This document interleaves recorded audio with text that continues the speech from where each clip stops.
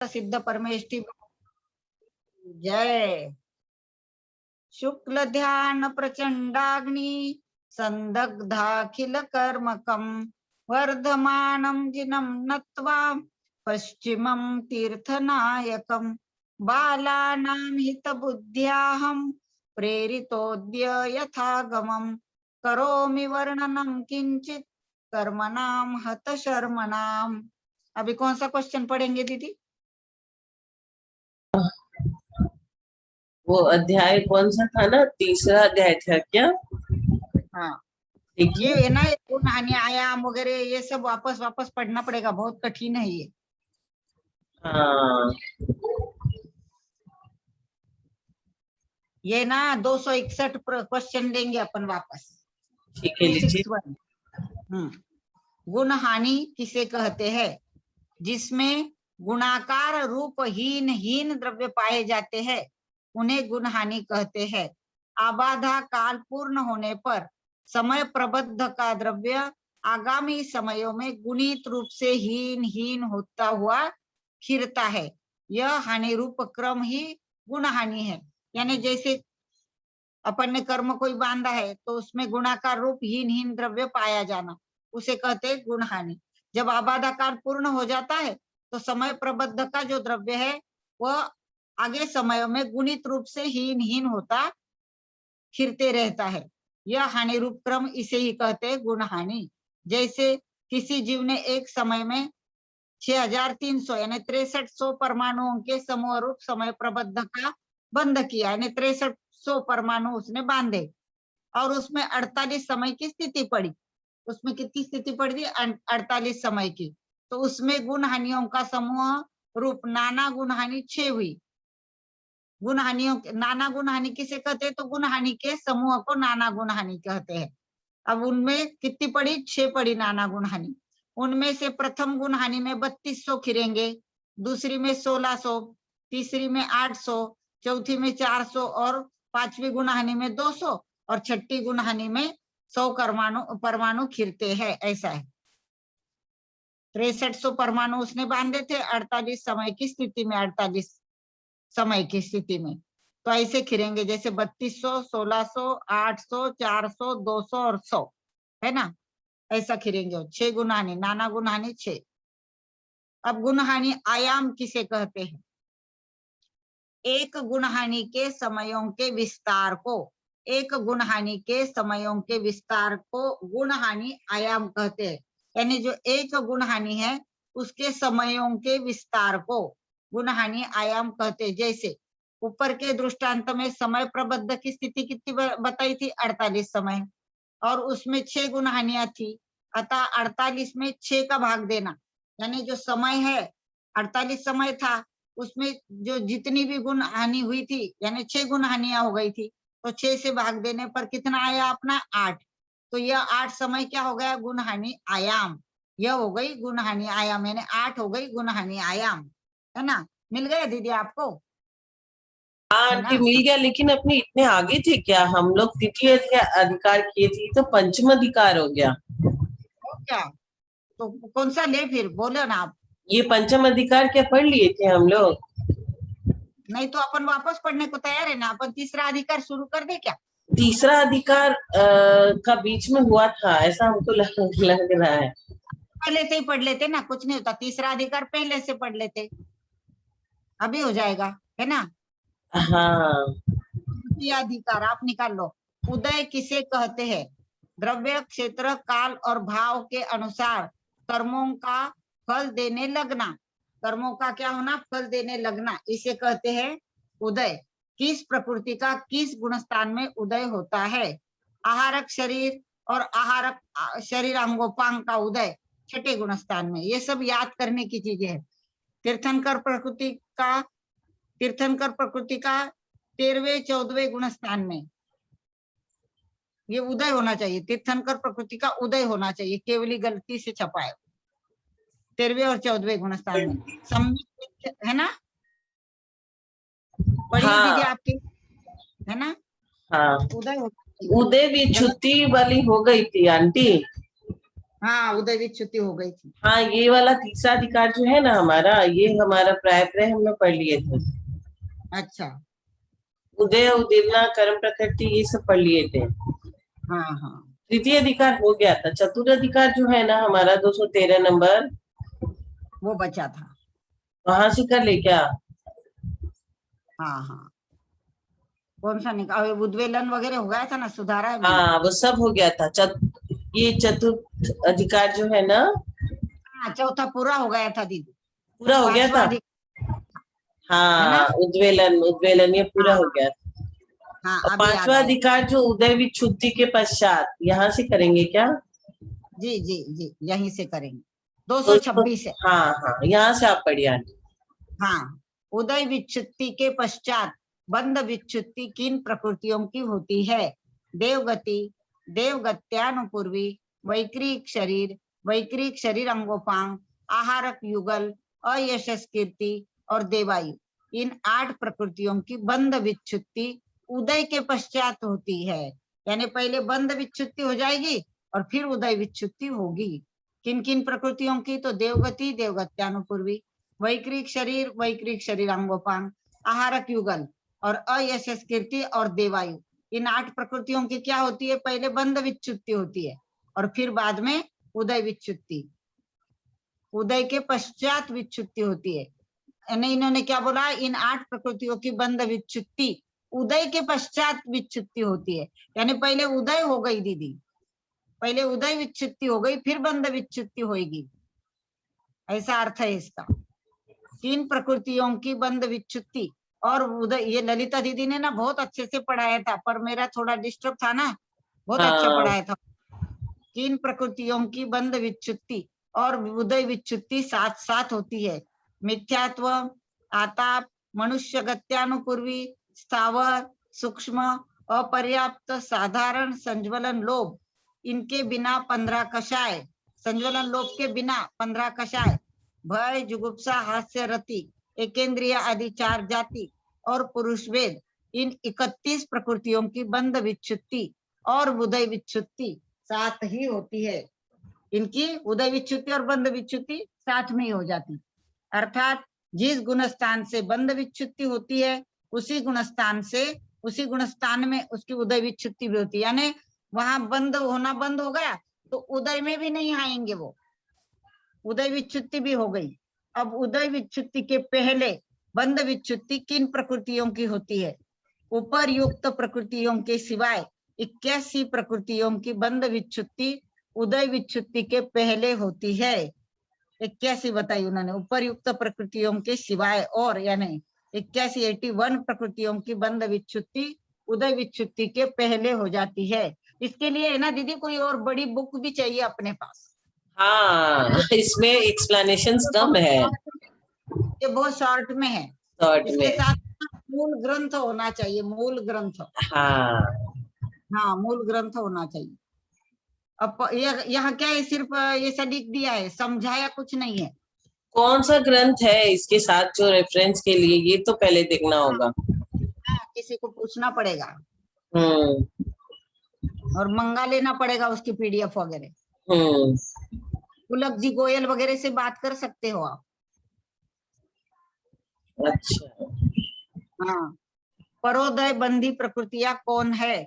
देवायु, नरकायु, तीर्थंकर प्रकृति, वैक्रिक षटकर, वैक्रिक शरीरांगोपांग, नरक गत्यानुपूर्वी, देवगत्यानुपूर्वी, आहारक शरीर और आहारक शरीर अंगोपांग। ये 11 प्रकृतियां कैसी है?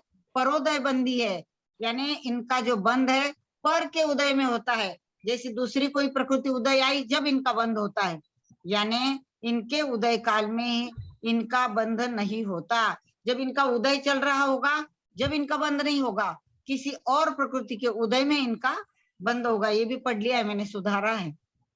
सोदय बंधी प्रकृतियां कौन है? मिथ्यात्व, 5 ज्ञानावरण, 4 दर्शनावरण, 5 अंतराय, तेजस, कार्मण, वर्णादिक की 4, स्थिर, अस्थिर, शुभ, अशुभ, अगुरु, लघु और निर्माण, ये 27 प्रकृतियां कैसी है?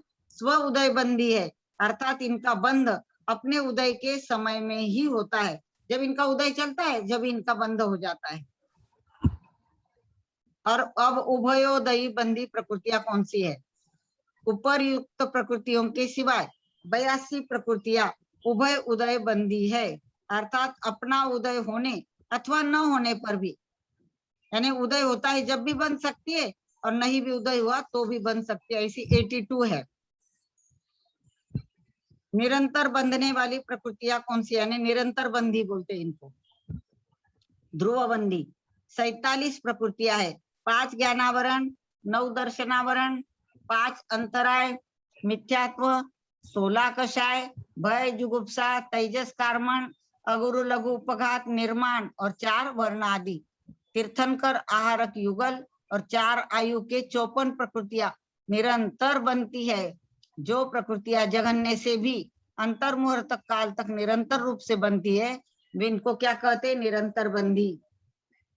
अब शांतर बंधी, नरक गति, नरक गत्यानुपूर्वी, एकेंद्रिय आदि 4 जाति, समचतुरस्र संस्थान को छोड़कर 5 संस्थान, पहला संस्थान छोड़ दिया तो बचे हुए 5, वज्र वृषभ नाराज संवनन को छोड़कर पीछे के 5 संवनन, अप्रशस्त विहायोगति, आतप उद्योत स्थावर आदि 10 असाता वेदनीय, नपुंसक वेद, श्री वेद, अरति और शोक, ये 34 प्रकृतियां कैसी है? शांतर बंधी है, अर्थात कभी किसी प्रकृति और कभी किसी अन्य प्रकृति का बंध होता है, कभी किसी का हो गया, कभी किसी का हो गया, एक समय बंध कर द्वितीय समय में जिनका बंध विश्रांत हो जाता है, एक समय बंधी और फिर रुक गई, अथवा अनियम से 2 आदि समय तक बंद होता है, वे शांतर बंधी।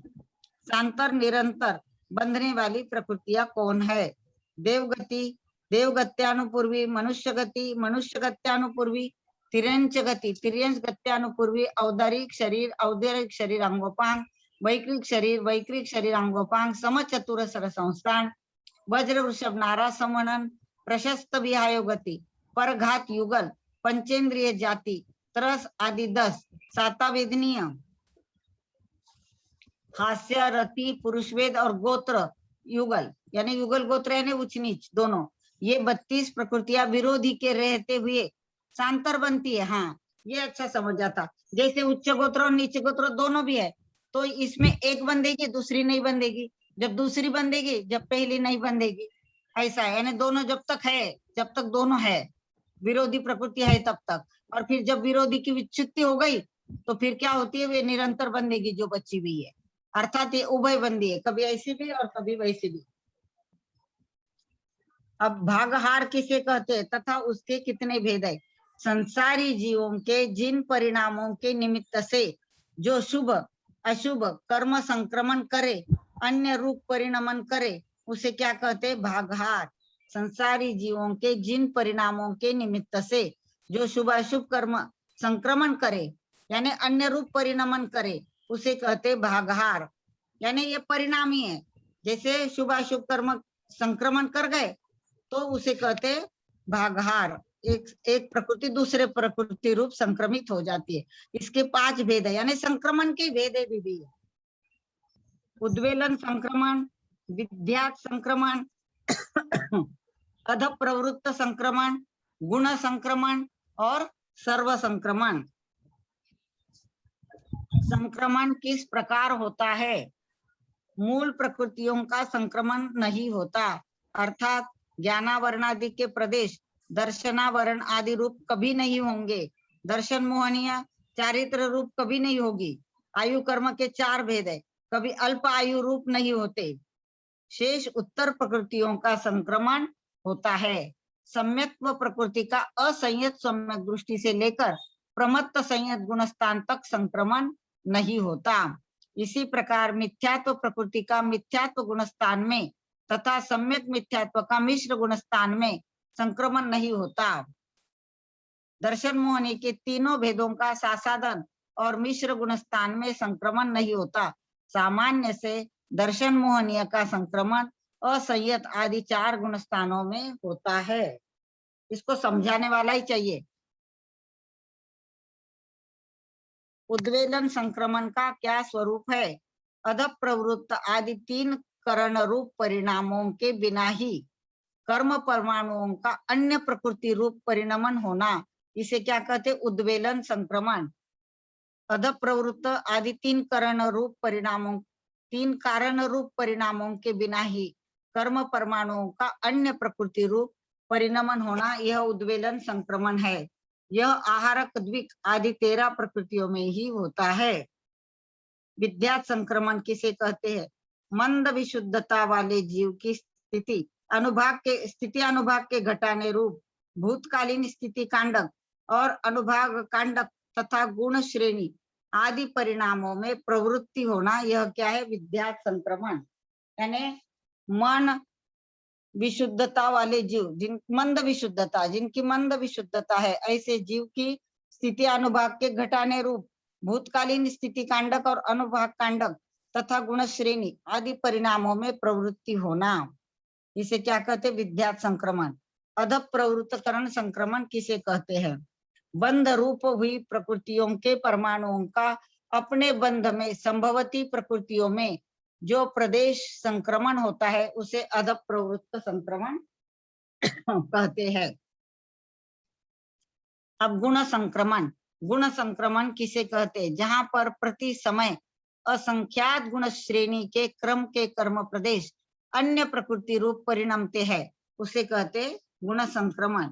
यानी बहुत सारे कर्म प्रदेश जो है ना, वे अन्य प्रकृति रूप परिणमन कर लेते हैं, उसे कहते गुण संक्रमण। अब सर्व संक्रमण, अंतिम कांडक की अंतिम फाली के सर्व प्रदेशों का जो अन्य प्रकृति रूप नहीं हुए हैं, ऐसे उन परमाणुओं का अन्य प्रकृति रूप होने को क्या कहते हैं? सर्व संक्रमण। ये दो तो याद आ रहा है, ललिता दीदी ने बताया था। कर्मों के 10 करण, यानी इनकी अवस्थाएं कौन कौन सी है? पहली बंध, उत्कर्षण, संक्रमण, अपकर्षण, उदीर्णा, सत्व, उदय, उपशम, निधत्ति और निकाचना या निकाचित। ये 10 करण प्रत्येक कर्म प्रकृति के होते हैं। अब इनका स्वरूप आप पढ़ रहे दीदी? हाँ आंटी, पढ़िए। कर्मों का आत्मा के संग संबंध होना बंध है। बंध किसे कहते हैं? कर्म आत्मा के संग आके मिल जाते हैं।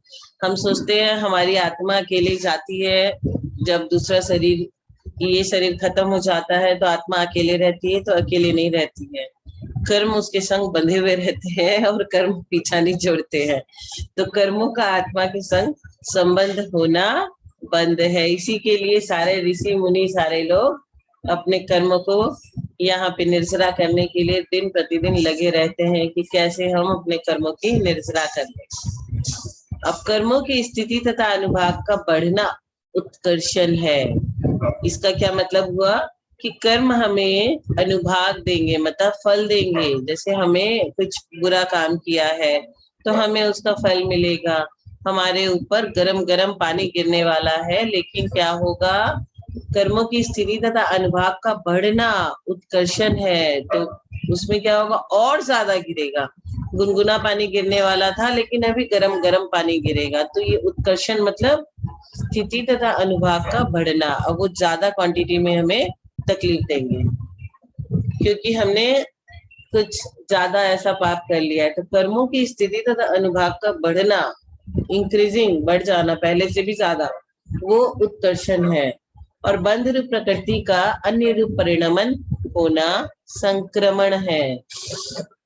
वो दूसरे तरह की किसी में भी परिणमित हो जाती है। परिणमन का हमने पहले पढ़ा था ना, क्रोध माया में बदल जाती है, माया लोभ में परिणमन हो जाता है। इस तरह से सब प्रकृतियां एक दूसरे में कन्वर्ट होते रहती, ज्यादा देर अंतर में रहते, एक प्रकृति नहीं चलती। तो बंध रूप प्रकृति का अन्य रूप परिणमन होना संक्रमण हो जाता है। अब कर्मों की स्थिति तथा अनुभाग का घट जाना अपकर्षण है। घट कैसे गया था? कैसे घट गया था? राजा श्रेणिक ने जब सांप डाल दिया था मुनिराज के गले में, फिर जब उनको पश्चाताप हो गया था, उन्होंने नरकों की आयु बांध ली थी, उसके बाद क्या हुआ? कर्मों की स्थिति तथा अनुभाग का घट जाना, अपकर्षण, उन्होंने अपकर्षण किया था, कम हो गया था उनका। तो उसको, उसकी स्थिति और अनुभाग का घट जाना अपकर्षण कहलाता है। अब उद्यावली के बाहर स्थित कर्म द्रव्य को अपकर्षण के बल से उद्यावली काल में लाना, उदेरना है। उद्यावली के बाहर स्थित कर्म द्रव्य को अपकर्षण के बल पे उद्यावली काल में लाना, उदीरना है। ये जो उदीरना वर्ड है ना, ये हमारे जैन साहित्य में मिलेगा कि उदीरना क्या है। बंधे हुए कर्म पुद्गल का कर्म रूप होना, बंधे हुए हमारे बहुत सारे कर्म जो पुद्गल है, बंधे हुए हैं, उनका कर्म रूप रहना सत्व है। मतलब ये सत्ता में आ गए हैं, सत्व है। कर्म प्रदेशों का फल देने लगना उदय है। कर्म प्रदेश जब अपना अपना फल देने लगते हैं तब वह उदय है। और अपना फल कब देता है? एक आबादा काल होता है, उसके बाद ही देता है। इसका क्या कारण है? आबादा काल के बाद ही क्यों देगा? यदि आपने कुछ फल खाया, फ्रूट्स खाए, तो फ्रूट्स खाए तो अपने शरीर में जाकर के कोई रस बनेगा, कोई हड्डी बनेगी, कोई मांस बनेगा, कुछ न कुछ फॉर्म में वो कन्वर्ट होगा, तो उसे समय लगता है। वैसे ही हमारे बांधे हुए कर्म को फल देने में कुछ समय लगता है। जो गैप होता है, ये टाइम गैप, उसको बोलते हैं आबाधा काल। निश्चित समय तक कर्म का उद्यावली में प्राप्त नहीं होना उपशम है। एक डेफिनेट समय तक कर्म का उद्यावली में प्राप्त नहीं होगा, उसको हम उपशम कहते हैं। और कर्मों का उदय, उदीरना और संक्रमण, इन अवस्थाओं को प्राप्त नहीं होना निगति है। जिस कर्म के उदीरना, उत्कर्षण, अपकर्षण और संक्रमण चारों ही अवस्था न हो, उसे निकाचित करण कहते हैं। मतलब इसकी जिस कर्म की उदीरना भी, उत्कर्षण, अपकर्षण, उत्कर्षण अपकर्षण मतलब बढ़ना, घटना और संक्रमण चारों ही अवस्था नहीं हो, उसे निकाचित कहते हैं, निकाचित करण कहते हैं। हम लोग क्या बोलते हैं? भगवान के मंदिर जब जाते हैं तो निकति निकाचित कर्म भी हमारे नष्ट हो जाते हैं, ऐसा लोग कहते हैं। तो जिस कर्मों की उसकी उदीरना भी नहीं होती, उत्कर्षण भी नहीं होता, अपकर्षण भी नहीं होता, संक्रमण भी नहीं होता, ये चारों अवस्था न हो, उसे निकाचित करण कहते हैं। सम्यक्तवादी की विराधना कितनी बार हो सकती है? प्रथमोक्षम सम्यक, छायोपशमिक सम्यक, देशव्रत और अनंतानुबंधी की विसंयोजना विधि। विसंयोजना विधि अनंतानुबंधी की मतलब एक द्रव्य अपना दूसरे में दे देता है। जैसे हमने एक एग्जांपल से समझा था कि 4 बाउल है, एक में आटा है, एक में चावल है, एक में गेहूं है। तो इस तरह से अलग अलग बाउल में अलग अलग सामान है। मतलब अनंतानुबंधी अपना विसंयोजना किया, तो चावल पूरा हम उसमें गेहूं के बाउल में डाल दिए, मतलब दे दिए, विसंयोजना। तो प्रथमोक्षम सम्यक, तो छायोपशमिक सम्यक, तो देशव्रत और अनंतानुबंधी की विसंयोजना विधि, इन चारों को यह जीव अधिक से अधिक पल्ले के असंख्यातवें भाग के जितने समय है उतनी बार छोड़ छोड़कर पुनः पुनः ग्रहण कर सकता है। क्या करता है? छोड़ता भी है और पुनः ग्रहण कर सकता है। तत्पश्चात सिद्ध पद को नियम से प्राप्त करता है। तो कितनी बार विराधना हो सकती है, ये प्रश्न है। तो प्रथमोपशम सम्यक, छायोपशमिक सम्यक, तो देशव्रत और अनंतानुबंधी की विसंयोजना विधि, चारों को यह जीव अधिक से अधिक पल्ले के असंख्यातवें भाग के जितने समय है उतनी बार, इतना सारा छोड़कर पुनः पुनः ग्रहण कर सकता है। पश्चात वह सिद्ध पद को नियम से प्राप्त करता है। अब अगला प्रश्न 244, यह जीव अधिक से अधिक उपसम श्रेणी कितनी बार चढ़ सकता है? उपसम श्रेणी पर जीव एक पर्याय में अधिक से अधिक 2 बार, मतलब अभी हम क्या है, मनुष्य पर्याय में है, अब बाद में हमारी पर्याय बदलेगी। तो यहाँ पे क्या लिखा हुआ है कि एक पर्याय में हम जब तक रहते हैं उसमें हम मैक्सिमम 2 बार और सब पर्यायों की अपेक्षा हम 4 बार चढ़ सकते हैं। इन टोटल हम 4 बार चढ़ सकते हैं। पश्चात कर्मों का क्षय कर मोक्ष प्राप्त करता है। क्षपक श्रेणी एक बार ही प्राप्त होती है, उसी एक श्रेणी से कर्म क्षय कर मोक्ष की प्राप्ति हो जाती है। इसका मतलब क्षपक श्रेणी में चढ़ने वाला व्यक्ति, क्या लिखा है, क्षपक श्रेणी एक बार ही प्राप्त होती है और उसी में उसका काम बन जाता है, उसी एक श्रेणी से कर्म क्षय कर मोक्ष की प्राप्ति उसे हो जाती है। और उपशम श्रेणी के लिए हम यह समझे कि हमें एक जीव के पर्याय में अधिक से अधिक 2 बार और हमें सब पर्यायों की अपेक्षा हम 4 बार उपशम श्रेणी चढ़ सकते हैं। तो हमारे कभी भी भाव अच्छे हो जाते हैं। हाँ, पूरे संसार काल में 4 ही बार, 4 ही जितना बार। अपना परिभ्रमण है उसके 4 ही बार। तब सोचिए हमें कभी भी भाव अच्छे हो जाते हैं, कुछ काम अच्छा होने की है तो हमें अनुमोदना करनी चाहिए। किसी को भी वैराग्य होता है तो लोकांतिक देव आके जल्दी से अनुमोदना करने लगते हैं। किसी भी तीर्थंकर मुनिराज को जब भी उनको, जिस समय में भी उनको वैराग्य का थोड़ा सा भी बात मन में आता है तो क्या करते हैं, लोकांतिक देव आके अनुमोदना करते रहते हैं कि कोई भी अच्छा काम हो रहा है तो उसकी अनुमोदना करो। आज मुनीश्वर व्रतनाथ भगवान का गर्भ कल्याण, गर्भ कल्याण, हाँ, गर्भ कल्याण, उन्हीं का शासन काल में राजा राम हुए थे। पैदा हुए, उनको वैराग्य हुआ, पद्म मुनि बने, मोक्ष गए, ये उन्हीं का शासन काल उसी समय हुआ था। भावलिंगी मुनि पद कितनी बार धारण करना पड़ता है, ये मजेदार सवाल है। द्रव्यलिंगी और भावलिंगी मुनिराज, तो भावलिंगी मुनि पद अधिक से अधिक 32 बार ही धारण करना पड़ता है। 32वीं बार के मुनि पद से अवश्य ही मोक्ष प्राप्त हो जाता है। देखिए द्रव्यलिंगी तो हम लोग इतनी बार बने हैं ना, जिसकी कोई सीमा नहीं। सुमेरु पर्वत में अगर बिच्छी रखी जाए तो सारा सुमेरु पर्वत भर जाए, उतनी बार हम द्रव्यलिंगी बन चुके। लेकिन भावलिंगी मुनिराज अधिक से अधिक 32 भाव लेते हैं, 32 बार ही उन्हें धारण करना पड़ता है, उसके अंदर अंदर उनका काम बन जाता है। 32वीं बार के मुनिराज से अवश्य ही उन्हें मोक्ष की प्राप्ति हो जाती है। द्रव्यलिंगी मुनिपद अनंत बार प्राप्त हो सकता है। कोई कोई निकट भव्य एक बार ही भावलिंगी मुनिपद धारण कर मोक्ष को प्राप्त कर लेते हैं। ये देखिए कितना अच्छा, जैसे भरत और बाहुबली। तो भरत स्वामी क्या हुआ था, भरत स्वामी मुनिराज बने और उनको बहुत कम समय में मोक्ष हो गया था।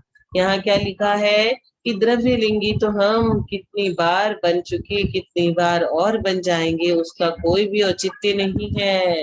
लेकिन भावलिंगी मुनिराज हम अपने जब भी कोई मुनिराज भावलिंगी मुनिराज बनता है तो मैक्सिमम 32 बार में उन्हें मोक्ष हो जाता है। इसका ये मतलब नहीं कि 32 बार जन्म लेना ही पड़ेगा, उसका मतलब है कि 1 बार 2 बार 3 बार 4 बार इतनी बार वो भावलिंगी बन गए तो 32 बार से अधिक उन्हें अब मुनिपद धारण नहीं करना पड़ेगा। कोई कोई तो 1 बार में ही भावलिंगी मुनिराज मोक्ष को धारण कर लेते हैं। इसका मतलब आज तक कभी भी मुनि नहीं बने। कौन से मुनि, भावलिंगी, देवता देवगति से आए मुनि बने।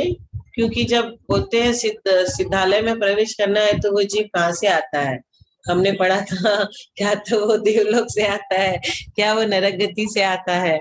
तो फिर वो क्या है, वहां से आया, मुनिराज बना और चतुर्थ काल में जन्म लिया, मुनिराज बना, भावलिंगी मुनिराज, और उनको मोक्ष की प्राप्ति। डाला में आए ना दीदी, 6 डाला में आए ना, मुनि व्रत धारण अंत बार ग्रह को उपजायो, पै निज आत्म ज्ञान बिना सुख नहीं लेश पायो। ये आया है अपने वही तो, उसमें तो 6 डाला में सब कुछ लिख दिया पंडित दौलत राम जी ने। बहुत ही अच्छी 6 डाला, 6 पेज का ग्रंथ है, एक 1.5 पेज का, हार्डली मोस्टली 10 पेज का ग्रंथ होगा, उसमें सब कुछ लिख दिया। अगर कोई उसे याद कर लेना तो उसे सब कुछ पता चल जाए क्या चीज कहाँ पे है।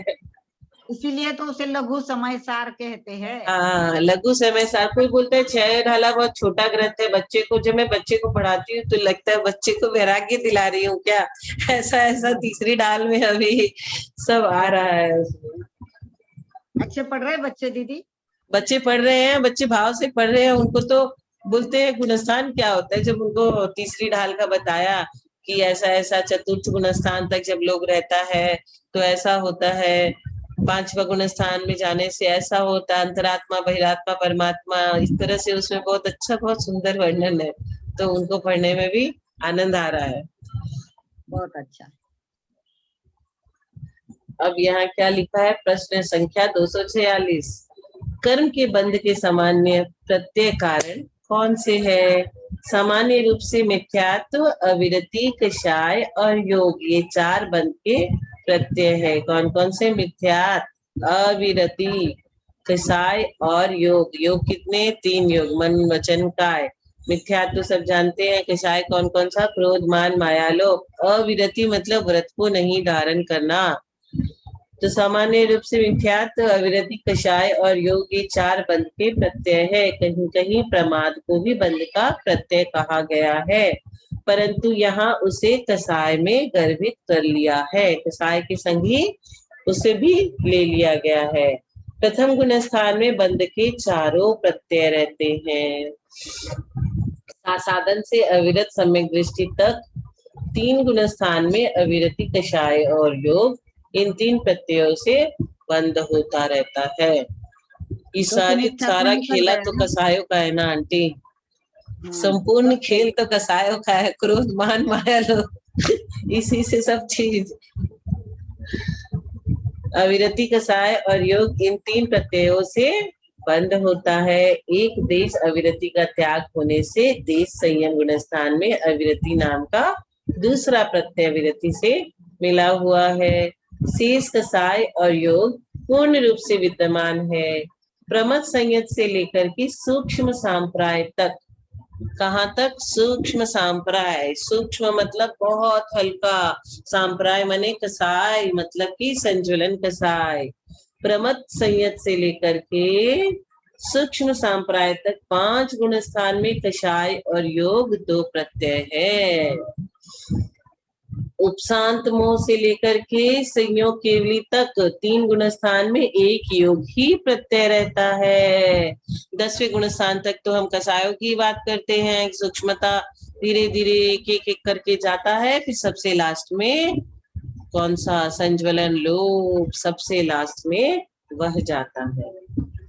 अयोग केवली नामक 14वें गुण स्थान में बंध का एक ही प्रत्यय नहीं है, अतः वहां पूर्ण रूप से अबंध रहता है, अर्थात एक भी प्रकृति का बंध नहीं होता। सब प्रकृति विच्युति ये वो सब होके खत्म। 14वें गुण स्थान में अयोग केवली में बंध का एक भी प्रत्यय नहीं है, अतः वहां पूर्ण रूप से अबंध नहीं होता, अर्थात एक भी प्रकृति का बंध नहीं होता। बहुत कम समय लगता है ना 13वें से 14वें गुण स्थान में इंटर करने में। सब कुछ तो हो ही जाता है 13वें गुण स्थान में। फटाफट होता सब, बहुत फटाफट कितना फटाफट होता है। हम लोग तो बैठ के सिर्फ ना विजुअलाइज कर सकते हैं और कुछ नहीं, कितना जल्दी होता है। उपयुक्त 4 प्रत्ययों के उत्तर भेद कितने हैं? मिथ्यात्व के 5, अविरति के 12, कसाय के 25 और योग के 15। इस तरह सब मिलाकर प्रत्यय के 57 उत्तर भेद है। एकांत, विपरीत संशय, अज्ञान और वैनिक के भेद से मिथ्यात्व के 5 भेद। सटकाई जीवों की हिंसा से विरत न होने के कारण प्राणी अविरति के 6 और 6 इंद्रिय के विषय से विरत न होने के कारण इंद्रिय अवृत्त के 6। इस तरह अविरति के कितने भेद हुए? 12। अनंतानुबंधी क्रोध, मान, माया, लोभ आदि 16 कषाय। ये चौकड़ी बोलते हैं इसको, अनंतानुबंधी क्रोध, मान, माया, लोभ, ये 16 कषाय। और हास्यादि 9, हास्य, रति, अरिति, भय, शोक, जुगुप्सा, स्त्री वेद, नपुंसक वेद, पुरुष वेद। क्या लिखा? हास्यादि 9 कषाय मिलकर कषाय के 25 भेद। 16 + 9 25 हो गए। काय योग के 7, वचन योग के 4 और मनोयोग के 4। इस तरह योग के 15 भेद। इन 57 प्रत्ययों की गुण स्थान में योजना कर लेनी चाहिए। अब 2 छोटा छोटा प्रश्न और ले लेते हैं। ज्ञानावरण और दर्शनावरण कर्म के बंध के प्रत्यय क्या है? ज्ञानावरण और दर्शन के विषय में किए गए प्रदोष, निहनव, मात्सर्य, अंतराय, आसाधना और उपघात ज्ञानावरण और दर्शनावरण के प्रत्यय है। सातावेदनी के प्रत्यय क्या है?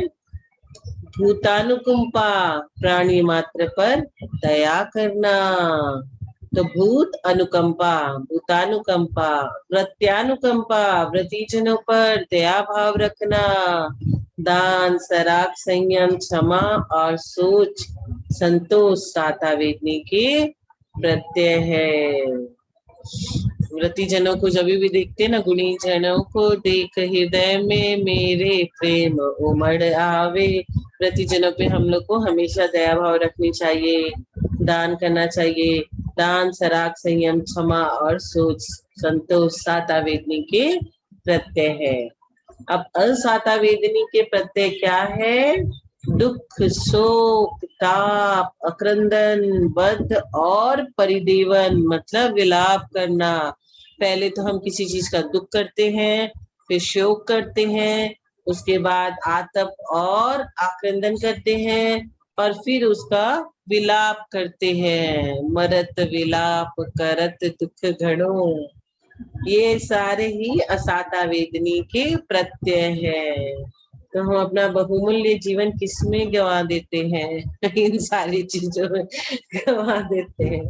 जो है उसकी तो इम्पोर्टेंस समझते नहीं है, और जो नहीं है उसके लिए दुख करते हैं कि मेरे पास ये चीज नहीं है, मेरा पुत्र मेरे पास नहीं रहता। सब चीज का एक एक कमियों को निकाल निकाल के, खोज खोज के दुख रहने का कारण ढूंढते रहते हैं हम लोग हमेशा। हम बहुत सुखी है, जैन धर्म मिला, उच्च कुल मिला, हमें ज्ञान भी धर्म का हुआ, पढ़ने की इच्छा भी रहती है, सब जानते भी हैं। इसके फल स्वरूप भी हम कभी कभी ऐसा कर जाते हैं कि बिना बात के दुखी रहते हैं, आक्रंदन करते हैं, शोक करते हैं, विलाप करते हैं। और ये सारे असातावेदनीय, इससे क्या क्या होता है सभी को पता है। किस पर्याय में जन्म लेना पड़ता, क्या आंटी, किस पर्याय में जन्मते हैं फिर हम लोग? उम्र नरक के आश्रव के कारण बनते हैं सारे, और उसी समय उम्र की ध्यान होते हैं ना दीदी। आर्त रौद्र ध्यान होने से नरक और तिर्यंच गति। आर्त और रौद्र ध्यान सोचते हैं नहीं हो, लेकिन कभी ना कभी हो ही जाता है किसी न किसी चीज को लेकर के। अरे कुछ लोगों को तो इतना संकलेश हो जाता है कि हर समय उनको कोई ना कोई चीज से प्रॉब्लम ही है। मुझे पढ़ने नहीं मिला, मुझे बोलने नहीं मिला, मुझे माला नहीं चढ़ी, मुझे पूछा नहीं, बहुत सारी चीज है जिससे वो लोग विलाप करना, शोक करना, दुख करना। अरे यहाँ तो कुछ दुख है ही नहीं, नरकों में कितने दुख हो के हम लोग आए हैं, वो तो भूल ही गए। हम ही लोग, हमारा ही आत्मा, हमारी ही आत्मा इतने इतने दुख भोग के हम लोग आए हैं। उसके बाद छोटे सी चीज को दुख किसको कहते हैं? सुख की कमी को दुख कहते हैं। सुख थोड़ा सा कम हो जाए तो दुख उसको बोल देते हैं। हमेशा हम लोग मिठाई खाते रहते हैं ना, नमकीन खाते नहीं है तो वो मीठा भी लगता है कि बेकार है। फिर जब थोड़ा सा दुख आता है तो समझ में आता है हम लोग कितने अच्छी परिस्थिति में थे, और बिना बात का हम लोग आर्त ध्यान और रुद्र ध्यान किए जा रहे हैं। उस समय कोई संबोधन करने वाला आ जाए कि क्यों भैया तुम क्यों दुखी हो, तुम्हारे पास सब कुछ तो है और ये सब करके तुम जाओगे कहाँ, तब वो थोड़ा सा कम हो जाता है। इसीलिए हम लोग कोशिश करते हैं कि 3 बार स्वाध्याय करें ताकि हम लोगों का मन निर्मल रहे सभी समय।